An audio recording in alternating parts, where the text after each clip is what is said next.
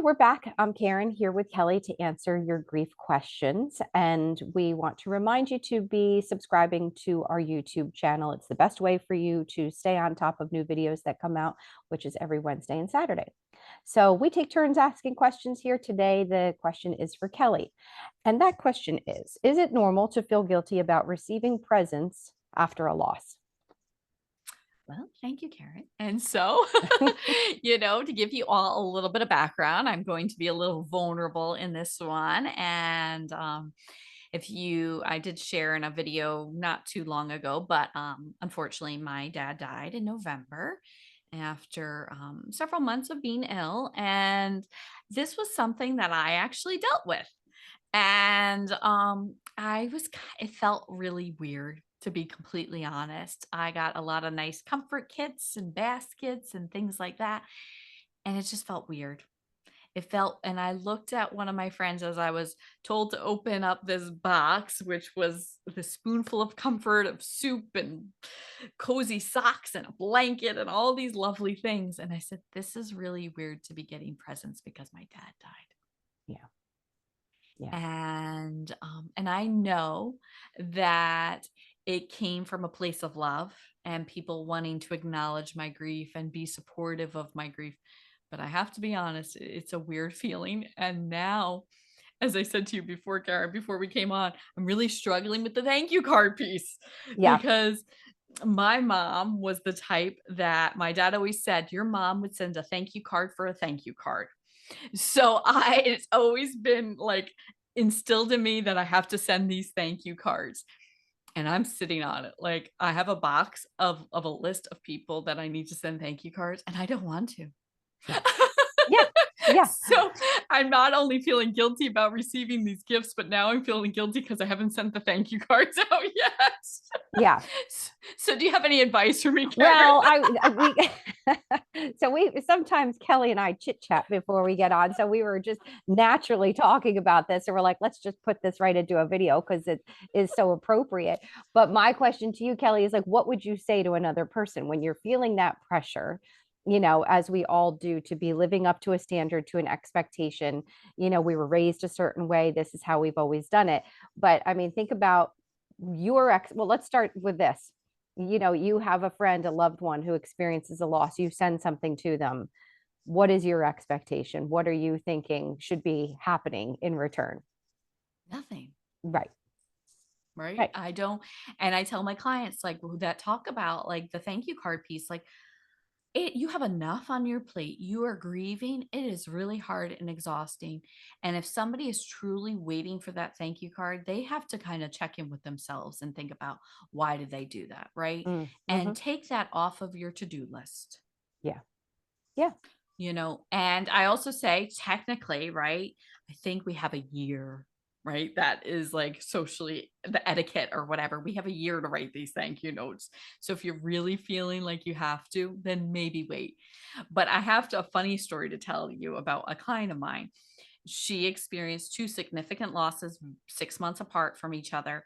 And she's major grief brain, right? She Mm. doesn't even remember if she sent thank you notes. She doesn't remember any of that. So 3 years later, she found all of the sympathy cards and she found cards that she got every single week from certain people for months. Mm. And she's like, I have no idea if I've ever sent thank you cards. So she sent thank you cards 3 years later to some of these people. But she was in the mindset to reflect and think about, that was so kind of them that they did that for me and that they remembered me. And I just wanted to acknowledge that. Yeah. So, you know what?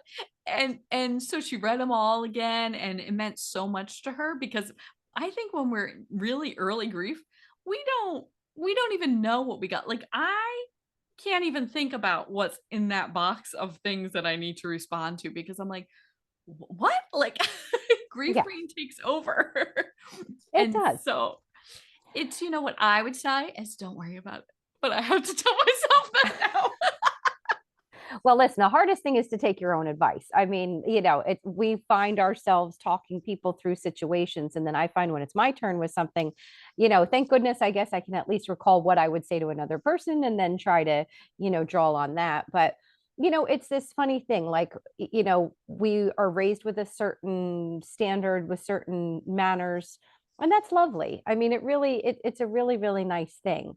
But there are times for something formal like that, like if you get a certain gift, like following a wedding or something, kind of joyous. But I always say to people all the time, the rules are different.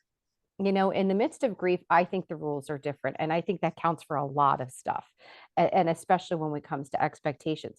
And I almost wonder, Kelly, like, is it even really a handwritten thank you situation? Or are there going to be opportunities in this next year for you to see these people, talk to these people, and say, I just want you to know how much that meant and how much I appreciated that. And then that is just simply enough for you, you know, and Well, for the them. reality is I've sent all these people a text message as well, thanking them. But so I feel like I need to do this handwritten note as well. But Yeah. Yeah. I that know. is my bother. I know. I know. And listen, like, the thing is, we can try and shake off all the rules, but then we're also stepping out of our own comfort zone with the things that we identify. Like, this is who I am. This is part of my personality. It's part of my upbringing. And anytime we're kind of suggesting to someone to step outside of that, you're also suggesting that you don't act like yourself. And that's not always great feeling or great advice either. So I get it. And if you end up writing the cards, great. If that's really Oh, what you need probably. to do.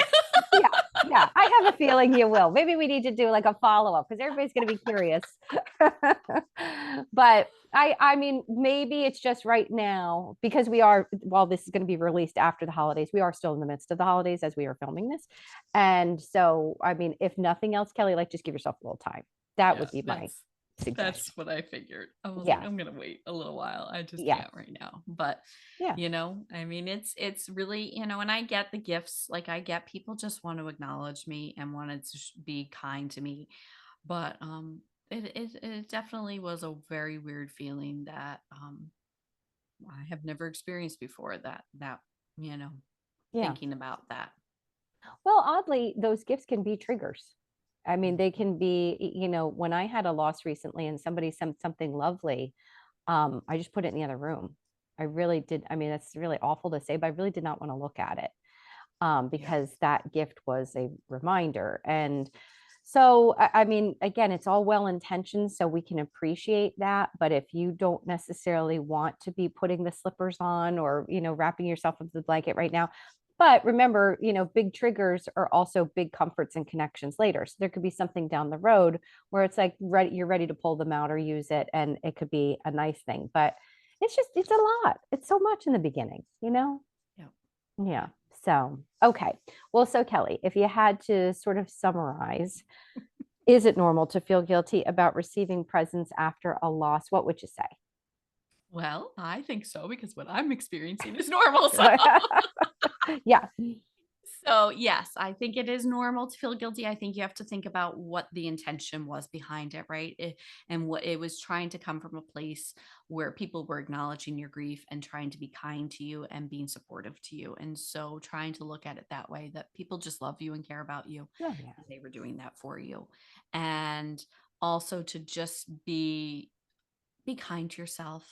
And if you're not ready to do the thank you notes or you don't want to do the thank you notes, that's okay as well. Yeah. Yep. Absolutely. Absolutely. Well, thank you, Kelly. And thank you for sharing your loss with us because, it's so relatable. You're right here, amongst the grieving people. So we appreciate you sharing that. And we thank you to everybody for being here. And we'll be back again. Thanks.